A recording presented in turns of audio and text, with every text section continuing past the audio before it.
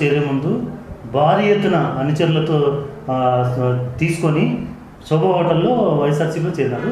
అంత భారీ ఎత్తున చేరడానికి కారణం ఏమి? అంటే మీరంటే ఏందో నంద్యాల ప్రజలకు తెలియడం కోసమా?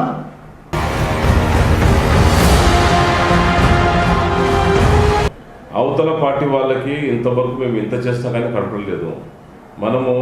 మనం ఏంది రాజకీయంగా మేము ఏం చేయగలుగుతాం, ప్రజలకు ఏం సేవ చేయగలుగుతాం చెప్పేసి నా సత్తాన్ని చూపించడం కోసం రాజకీయంలో పార్టీ మారడం వచ్చింది. గతంలో తెలుగుదేశం పార్టీలో ఉన్నప్పుడు స్వర్గీయ భూమా నాగిరెడ్డి గారితో మీకున్న పరిచయం.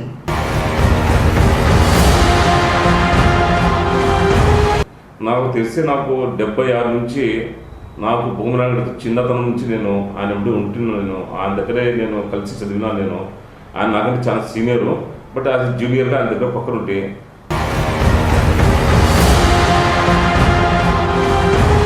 మీరు వైసీపీలో వెళ్ళడానికి భూమా జగత్ విఖ్యాత్ రెడ్డి కానీ భూమా అఖిలప్రియ కానీ ఇష్టం లేదు.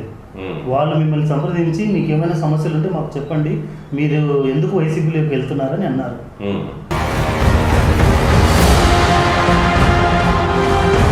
ఆయన మాట చంద్రబాబు గారు మాట తీయరు కాబట్టి వాళ్ళ ఇద్దరుకున్న సంబంధంలో ఇప్పుడు నేను రాజకీయంగా ఎదగాలంటే మాత్రం ఫరూక్ని దాటి చేయాలి, పని చేయాలి. జెడ్పీటీసీ గోకుల్ రెడ్డి ఎందుకు తిరుగుబాటు చేస్తున్నారు?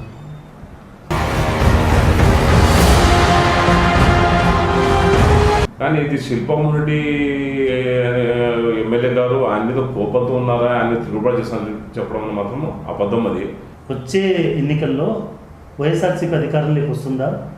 నంద్యాలలో శిల్పా రవి మళ్ళీ ఎమ్మెల్యేగా ఎన్నుకోబడతాడా?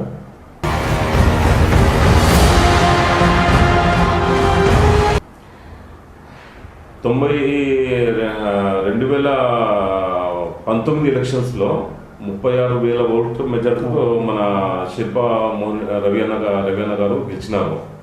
ఈసారి నేను చెప్తున్నాను, ఫరూక్ గారుకి కన్ఫర్మ్ అని చెప్పేసి మాకు ఇంటిమేషన్ వచ్చింది, ఆయనకి ఎమ్మెల్యే సీట్స్ అని చెప్పేసి.